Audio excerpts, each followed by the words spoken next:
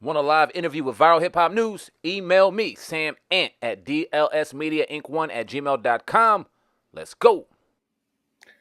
What up, y'all? It's your man Sam Ant here at Viral Hip Hop News. And as we conclude the month of May, we got a couple more days left. Today is Memorial Day 2025, May 26th. And as May is concluding, wanted to drop another piece of the May Throwback Summer series that I was doing throughout the month of May. Now, we've had some breaks in the action because we've had some news to discuss as well as some dope interviews. If you have not seen those, go check those out. You can see those if you go ahead and go to the Viral Hip Hop News page and see the last couple of weeks worth of interviews and worth of content. You'll see that we've been busy. Definitely appreciative of that. But I wanted to drop a throwback video today. I think this video comes from about maybe 2022. Yeah, I'd say about 2022, where we had an interview with comedic legend Lavell Crawford. One of the funniest to ever do it. If you're not familiar with Lavell Crawford, then hopefully after this interview, you can go back and listen to some of his previous sets. Dude is one of the best in the business, man, one of the top at his game. Talk about life, talk about the world that was back in 2022, his start in comedy, where comedy was at the time. And obviously some jewels were dropped, and never dropped the full interview in its entirety. And I've been enjoying a lot of these comedic interviews that we've had. I dropped the Damian Williams interview. I've also dropped the, what's my brother's name? I don't know why it's Ali Sadiq interview. My bad, drawing a blank. And now we're going to go ahead and drop Lavell Crawford. So sit back, relax, enjoy, leave a comment in the comment section. Let me know what you think of the interview. Without further ado, Hip Hop Uncensored podcast, interviewing Lavell Crawford back in 2022. Let's get it. Welcome to another episode of the Hip Hop Uncensored podcast. I'm your brother, old guy from Hip Hop News Uncensored, and sitting across from me is my co-host. What up, y'all? It's your man Sam Ant, Viral Hip Hop News. You're in the building for another edition of the Hip Hop Uncensored podcast. Like my cousin said, we got a very special guest in the building. We got the OG, yes, Lavell Crawford on the podcast, man. It's a special one for us, man. How you doing today, brother? I'm well, man. How y'all doing?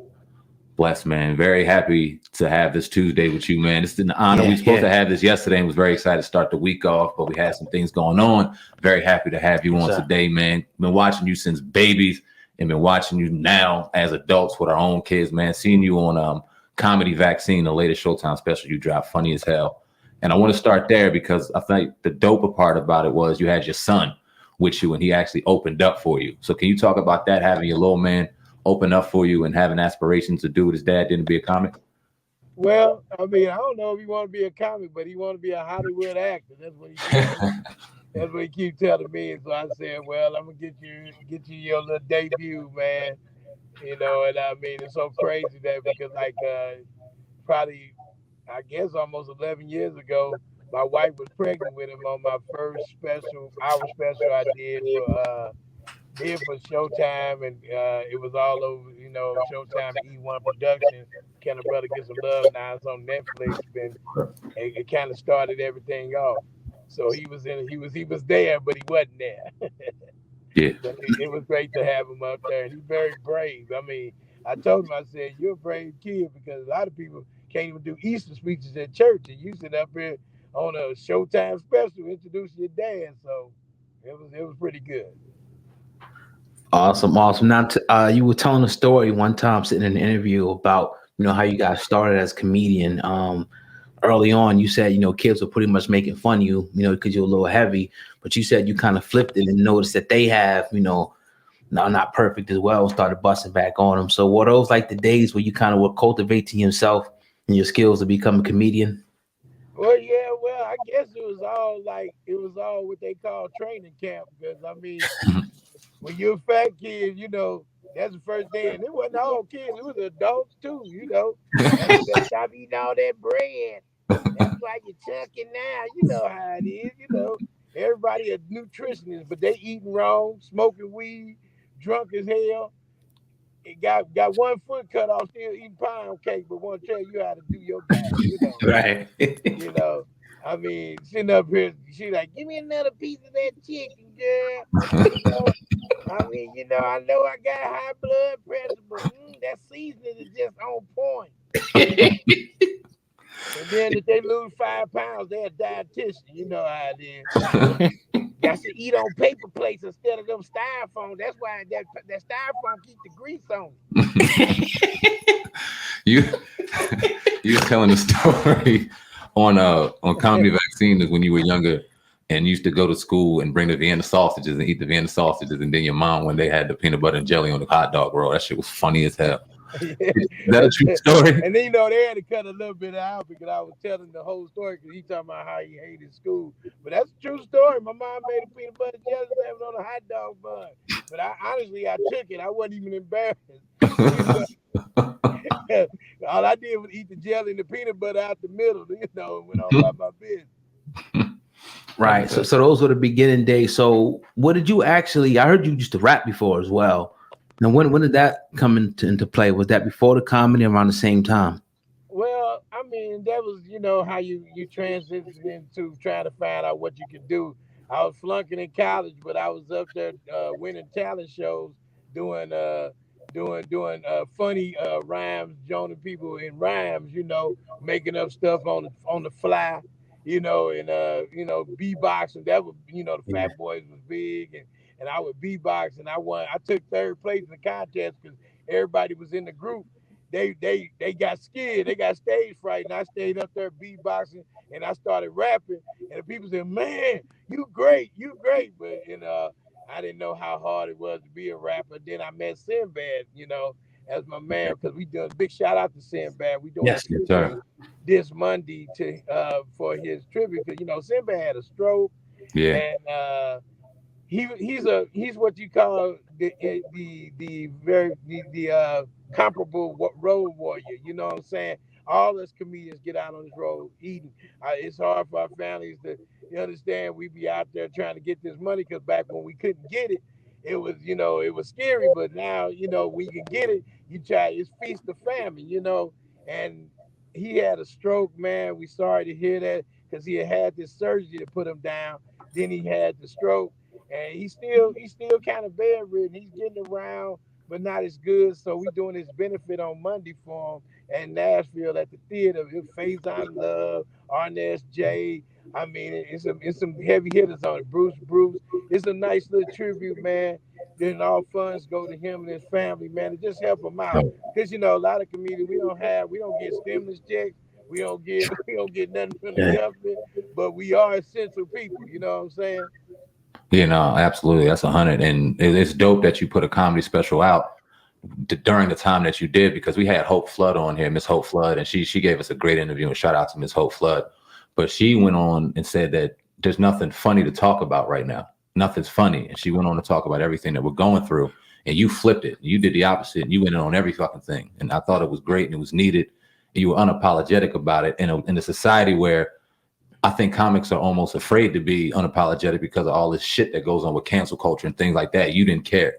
Talk about how that went into your show, like just being you.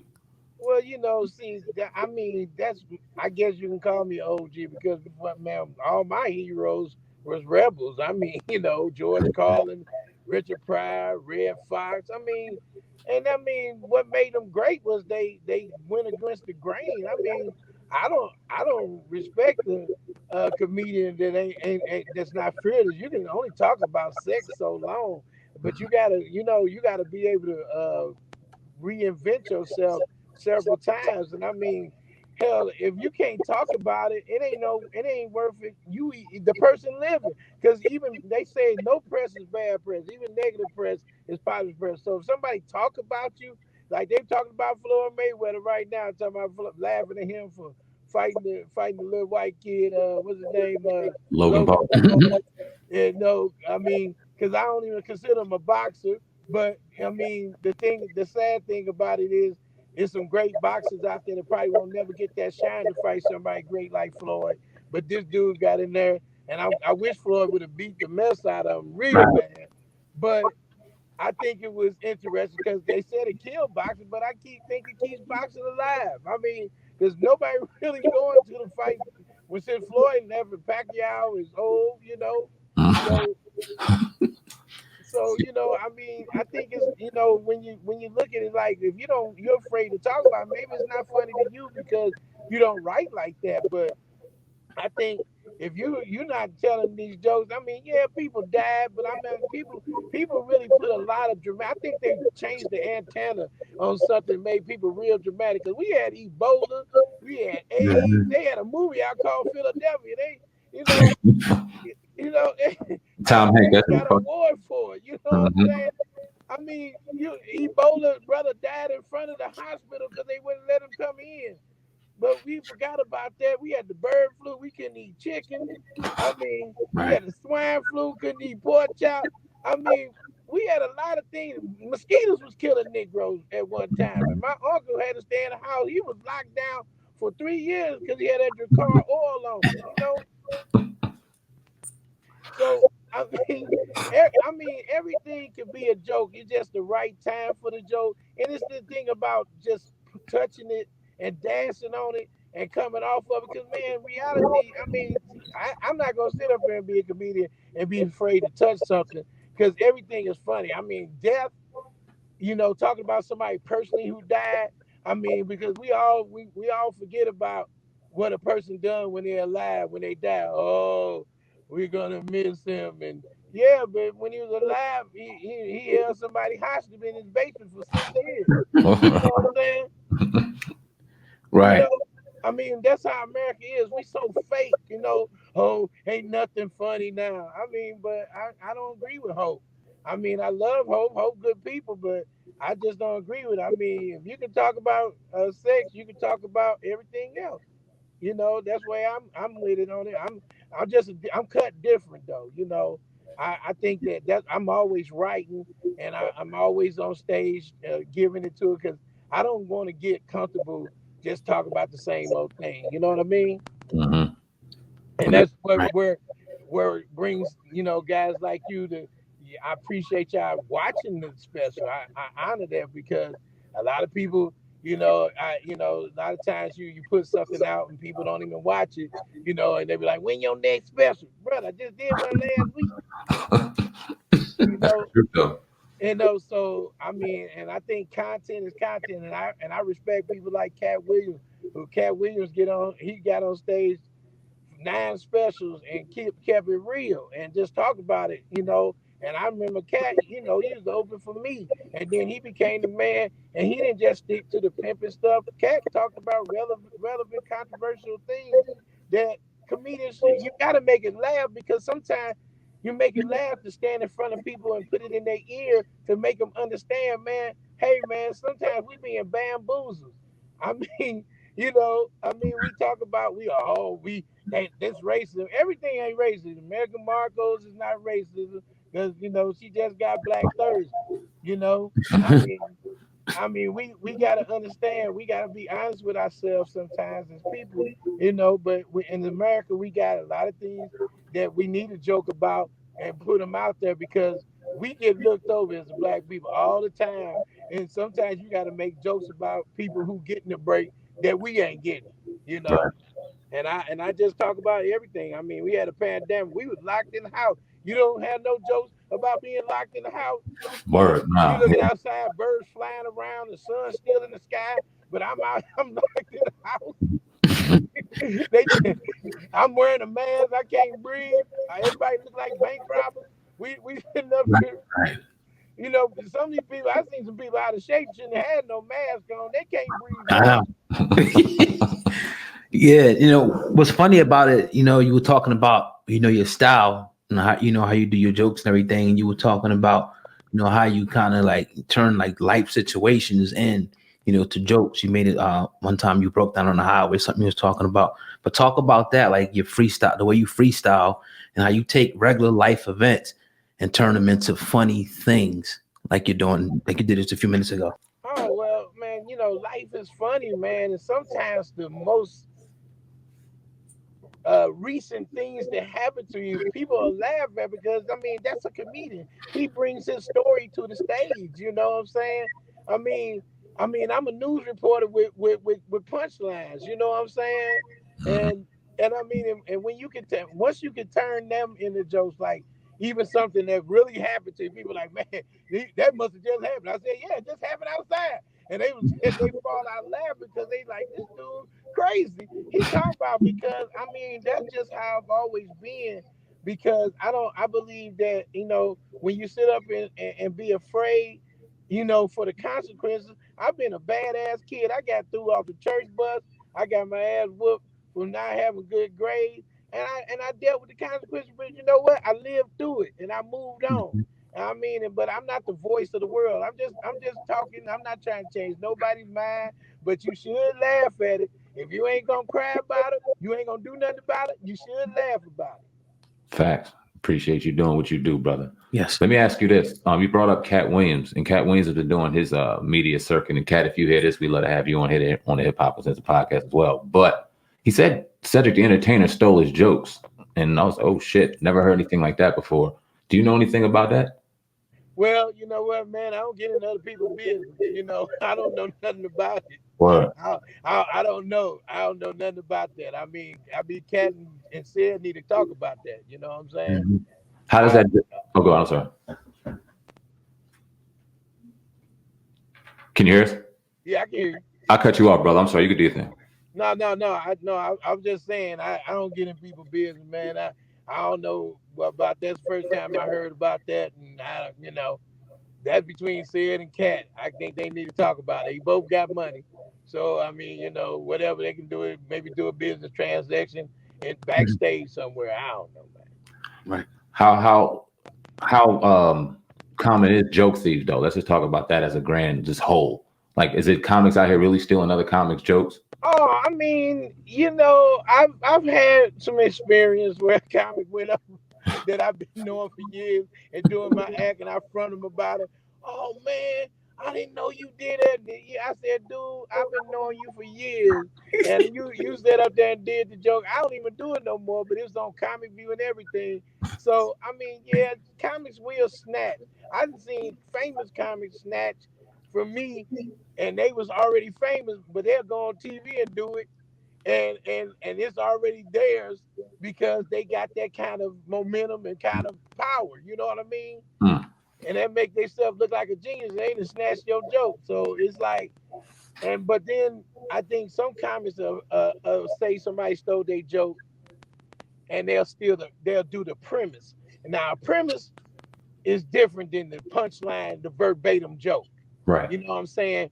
In my court of law of comedy stealing, if you do my joke straight up like the grocery store joke, you do that joke, you done stole that joke. And my mama hit me on the back of the heel and blah, blah, blah, blah, do that whole thing, you done stole my joke. Now, if you say, my mama took me in the grocery store and whooped my butt for putting some pickles in the basket, I can't say you stole my grocery store joke. You know what I mean? Right.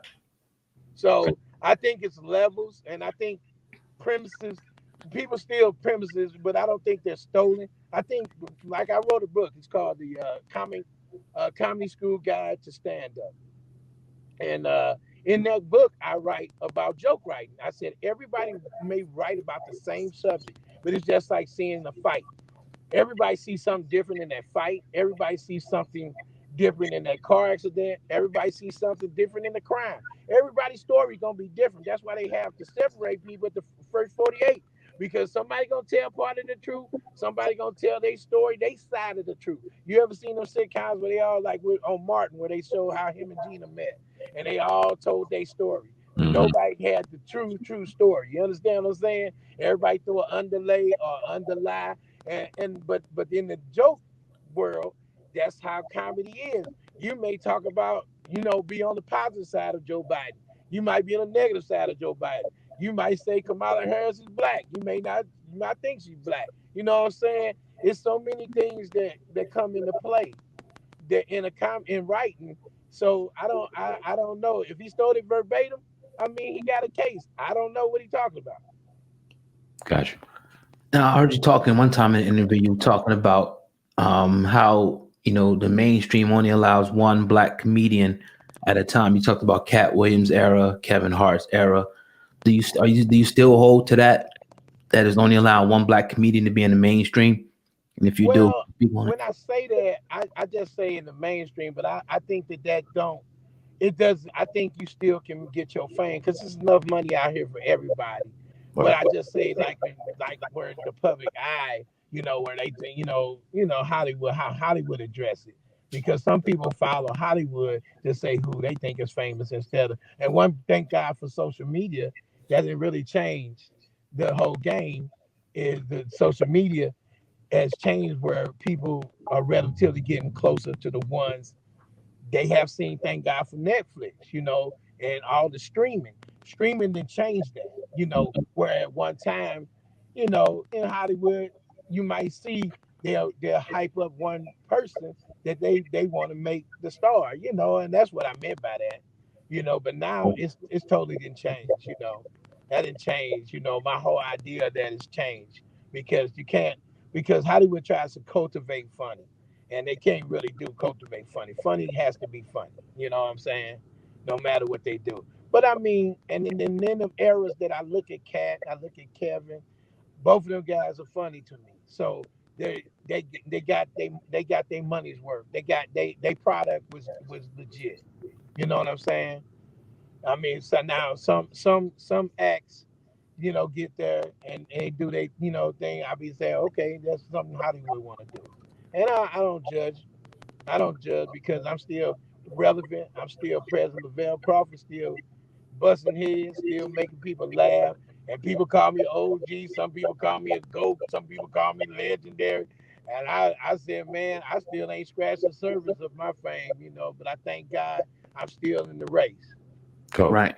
Do you also talking about, certain comedians when they get a certain level of fame, they kind of got to water down their jokes. Do you still think that's the same with some of the comedians that they get to a certain level and it's like, you know what? Let me kind of tone it down and not really go against the grain like I used to. Well, I don't. This is what I say meant about that is, when I say things, it ain't that money. When you live in a different life, you live in a better life. It's less. Because a lot of comedy comes from stress. A lot of comedy comes from, you know, situations. But when you start, your situation gets better and brighter.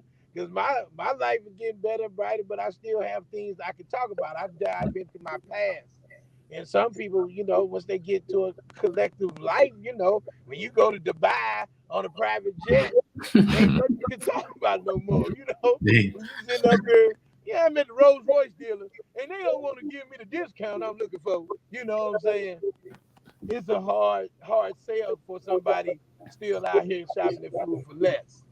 You know, but you have to find those ways of digging into those worlds, and I think that when you start studying your audience and studying where you come from, because no matter where I'm at, Lavell Crawford has been through a lot of the same things everybody else got out there, and every comedian that made it, they done been through those things. So no matter how much money you get, you can dive into that. I don't think you have to water down, but I think a lot of times when you get comfortable, you do, and things do change. I mean, it's things, and then you ain't been out on and I think that when they get watered down is because they don't not able to go to the let's say one night of comedy clubs where the crowds are not as easy to deal with. You know what I'm saying?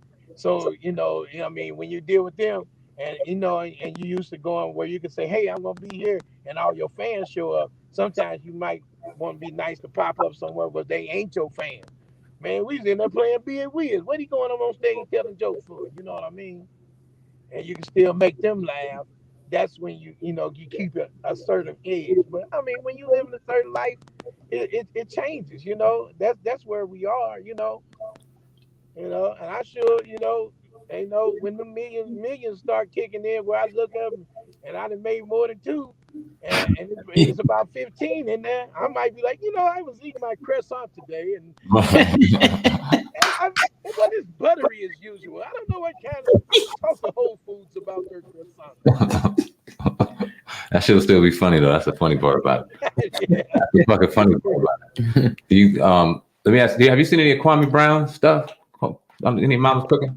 I've seen Kwame Brown, and I just don't have nothing to say about it because my whole thing is I think he got mad and he had every right to get mad because you bring up people's family and stuff, and like I said, that's between him and Charlamagne. Kwame Brown going hard. He had Joe Brown on one of his podcasts, and I love Judge Joe Brown because Judge Joe Brown don't give a you understand me? Judge Joe Brown go. Hello? Yeah, Judge Joe Brown goes so hard. It's hilarious.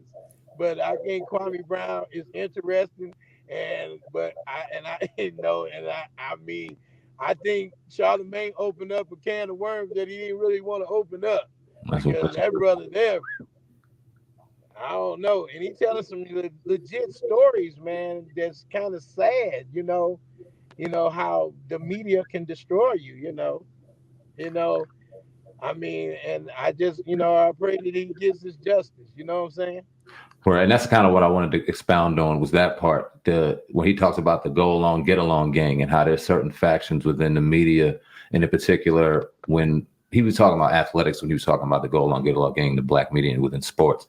But do you think that there's a go along, get along gang in every faction of entertainment when it comes to black entertainers, comics, athletes, actors, whatever the case may be? Is there a go along, get along gang? I don't never want to agree. I agree to disagree on everything because I don't want to get caught up in it. Yeah, they said, because I remember I was on Vlad TV and I said something out of the ordinary, and I just, I think that staying neutral is a better way to say that. I think that you're gonna always have those formalities, and I think that you just gotta just pass by them and keep on moving forward and staying hard on what you believe. Because as long as you stay true to you, I mean, go along, get along, whoever, they can't stop it. You understand? Right.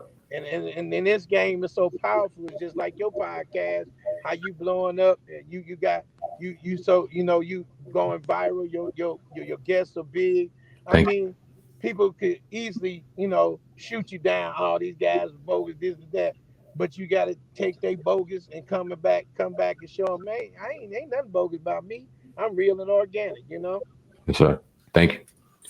Talk about the death of Paul Mooney, if you may. And did you know him? I knew Paul, man. I mean, it was an honor to know him, man. I think Paul Mooney, he was one of those guys that didn't care about what people thought, and I he will be missed. I know he had been sick and everything, and I think I got to work with him a couple of times. And one thing about Paul Mooney, he don't care about time. He don't care. He don't care about hurting nobody's feelings. He never cared about none of that, and he would go up. If a comedian did, let's say I was up there in this one comedy club in DC and it was owned by this comic, he would go up and do an hour and 50 minutes. And then I had to go up and do my hour. And then I'll be up there and I get lost. I'll be being funny and I lose track of time. I'm up there an hour and 25. And then Paul will go up there after everybody and do 2 hours. Just talking. Tell the last person in there, even if he vacuuming the floor. And Paul Mooney would talk and keep it real. And I mean, I seen him walk people out that didn't like his jokes. He would follow him out the door. He was something else. And I mean, but he was unapologetic. That was the most powerful thing about Paul. He was unapologetic. And I think I love that. I mean, because I look at like Corey Holcomb. I think Corey Holcomb goes hard, but he stays true to him, and I think that when a comedian doesn't worry about what people think of you, you can become great, and it takes time. I mean, and I don't want to impound on someone going in so bad. Like it's some people that's just real horrible to people and say things out of character for anything. But if you out there and being funny and talking about your life experience and what you did, I think those are funny. I think that's real funny stuff, and you breaking it and you personalizing it, that's you.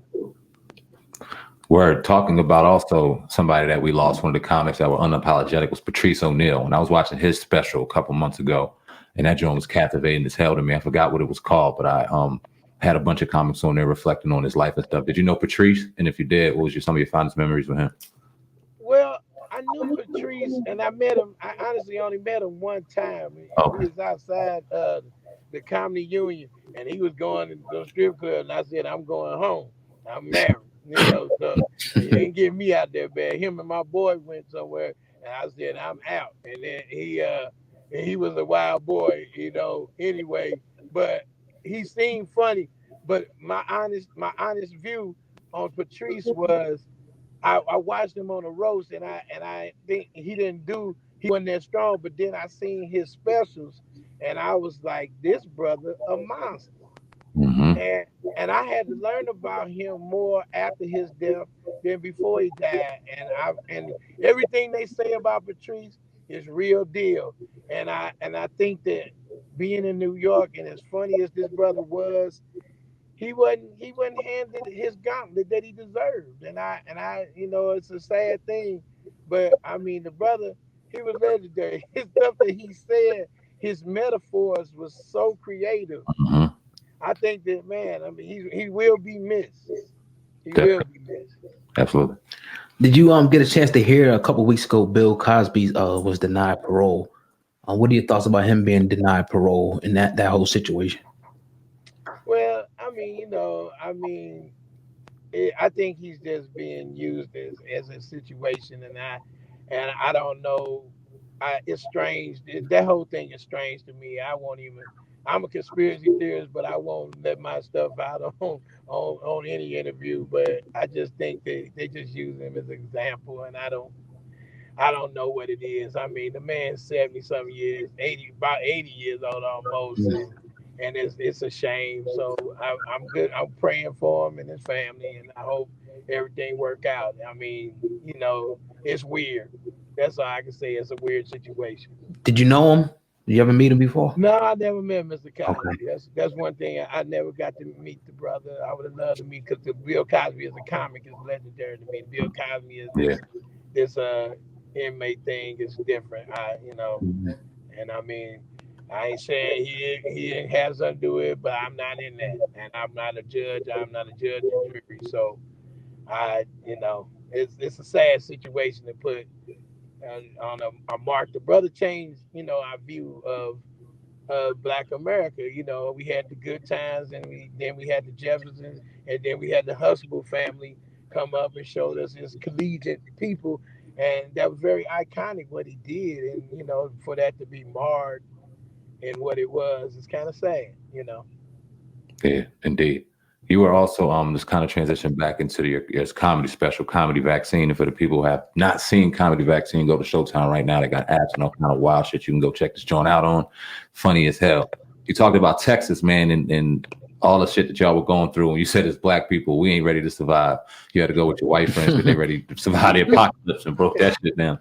Talk about how serious it was in Texas for us. And watching it in Jersey was a sight to see, because going to below 30 ain't nothing unusual for us. We see that shit all the time. But how was it in Texas? Man, I mean, bro, right now it's 91 degrees, all right, and we just in the top part of June. Think about by November and December, and then what that happened, that was strange enough. It was already cold. It was already hitting them 35s, right? Mm-hmm. And it's me and my wife's wedding anniversary, and we were celebrating. We didn't go far. We were going, since the lockdown, you couldn't really go nowhere, but they was kind of opening up in Texas. We were gonna go take a little 6 hour drive down this resort, and we wound up just staying close because they were talking about weather. But they always threatening weather.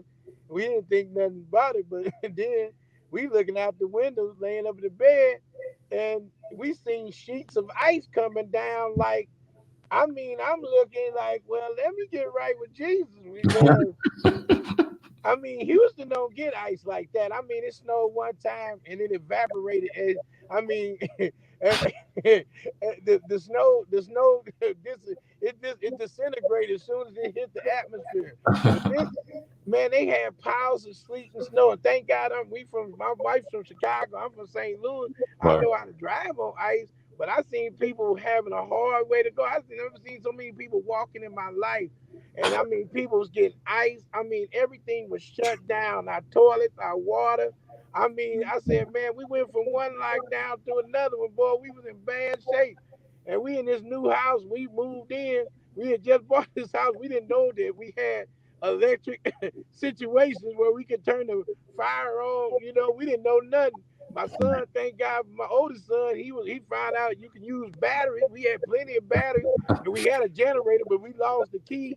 Thank God for our neighbor coming over. He had to turn it on for us. We was horrible in this apocalypse, man. we, we but my wife was strong because I was snapping, sleeping with our clothes on, man. But people was going through it that didn't know how to survive. You know, I mean, one thing about a warm climate, one thing you can get away with just surviving. You know, you can eat outside. And some people brought their grills inside, trying to warm up on the grill, and like I said, people died from charcoal smoke. Woke up in heaven, That's smelled fucked like up. brisket, and you know, just it was sad that people went through that. But I mean, this weather caught us off guard, and I mean, besides the ice, the temperatures was like 8 degrees, man. I think it got down to 8. Mm. And I mean, you know, that wasn't no joke for nobody, man. No water. And it seemed like that's when you had to use the bathroom up when the toilet ain't working. That was the worst. Man. So we thank God we had bought this generator, and we knew how we started learning how to use it. But we invested in this home generator. We waiting on getting them, but they on back order. But man, we ain't going through that crap no more. I Yeah, was like, dang, I ain't know Houston get down like that. We moved down here 6 months before Hurricane Harvey, and we mm. went back to LA. Then we down here in the winter of the century. And Houston, that shit was crazy. Man, it was crazy, but we know, thanks to the Lord above, God had us covered. We didn't have to suffer too long because I know some people went through more than we ever would, and we still here popping and popping. Only thing we complain about, that's when you're living in the suburbs. We call the trash people because the ice froze our lids on our trash can and broke them, and we complain about that. Right. Two questions. Do you still do the Brazilian Jiu-Jitsu, and talk about your weight loss journey as well? You lost a lot of weight, you know, over the course of time. What was your secrets to that as well? Yeah, oh yeah, I still do Brazilian Jiu-Jitsu, man. I go to Katana Academy here in Spring, Texas. My professor is Mr. Calvin Carter, a brother who is a almost he's a red stripe black belt in Jiu-Jitsu and Taekwondo and Muay Thai. And I love the art. I started getting into it in LA.